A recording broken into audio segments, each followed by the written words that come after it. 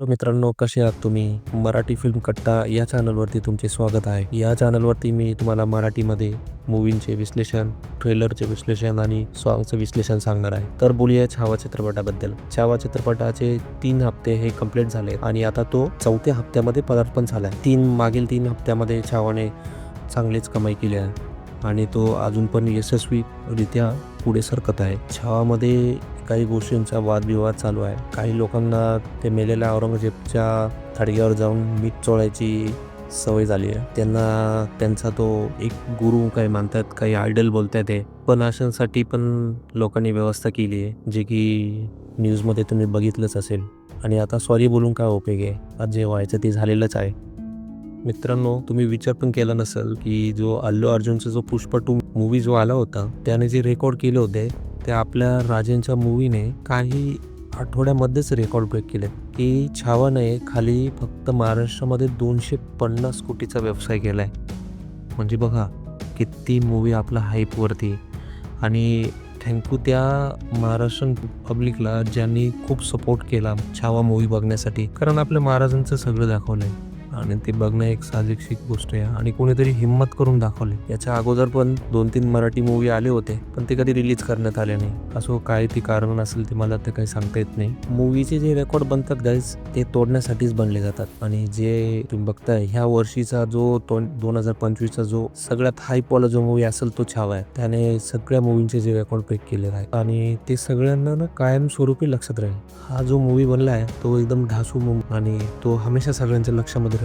आपल्या भारतामध्ये सिनेमासारखा प्रभावी शोध असतानाही लोक म्हणतात की आपण आपल्या हिरो सोबत न्याय करू शकलो नाही. हिरो तर सोडा, आपण आदिपुरुष सारख्या चित्रपटाद्वारे आपल्या देवतांसोबत सुद्धा न्याय करू शकलो नाही, असे अनेकांचे मत आहे. म्हणजे त्या आदिपुरुष मूव्ही मध्ये तुम्ही बघा, एवढा बिग बजेट मूव्ही असून सुद्धा त्या मूवीमध्ये दाखवलं काय? त्यापेक्षा तर ॲनिमेटेड मूव्ही चांगले बनतात. तुम्ही बघितलं असेल महाबली हनुमान जी सिरीज आहे ती किती छान आणि योग्य प्रकारे दाखवलेली. पण एवढा आदिपुरुष सारख्या मोठ्या स्टार कास्ट आणि बिग बजेट मूवीमध्ये आपल्या एवढ्या प्रभू रामाचं कसं वर्णन करायला पाहिजे होते. बाहुबली मूवी घ्या तुम्ही, किती छान दाखवलेलं आहे. नाही जमलं आपल्या बॉलिवूडच्या लोकांना. यावर तुम्हाला काय वाटतं कमेंटमध्ये नक्की सांगा. बाकी ज्यांना महान म्हणून दाखवायचे होते ते तर दाखवले नाही.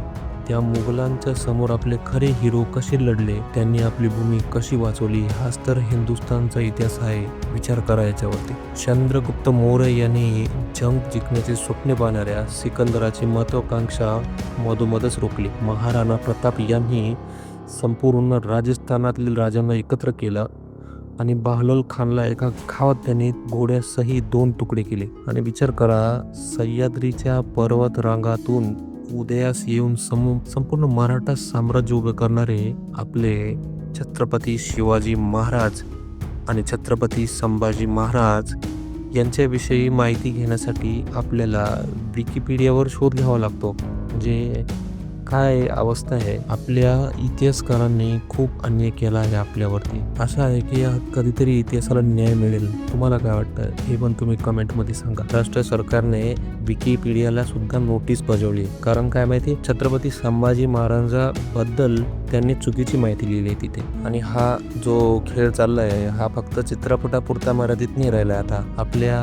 शिक्षण पद्धतीवर सुद्धा प्रश्नचिन्ह करतोय हा. कारण आपल्या शाळेमध्ये जो अभ्यासक्रम आपल्याला जो शिकवलाय आतापर्यंत, फक्त आपल्याला छत्रपती शिवाजी महाराजांबद्दलच माहिती. छत्रपती संभाजी महाराजांसारखा एवढा जो योद्धा आहे त्यांचा इतिहास आपल्यापासून दुर्लक्षित ठेवलाय. याचे एक ताजे उदाहरण म्हणजे माहिती मित्रांनो, एका शाळेमध्ये एका शिक्षकाने एक व्हिडिओ काढला होता जिथे त्या विद्यार्थ्याला औरंगजेब कोण होता, मुघल कोण होते याची माहिती, पण छत्रपती संभाजी महाराज कोण होते हे माहीत नाही. किती मोठी शोकांतिका आहे ना. आपल्या अभ्यासक्रमामध्ये आपल्या थोर लोकांचा अभ्यासक्रम आलाच पाहिजे. किती लोकांना असं वाटतं की आलं पाहिजे? कमेंट करा. मी जे काय महाराजांविषयी दाखवण्याचा जो प्रयत्न केला आहे व्हिडिओमध्ये, जर माझ्याकडून काही चुकलं असेल तर मला माफ करा.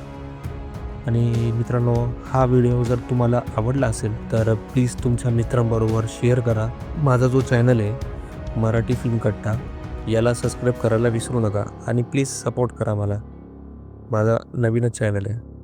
तर मित्रांनो, लवकरच भेटू तोपर्यंत धन्यवाद आणि जय भवानी, जय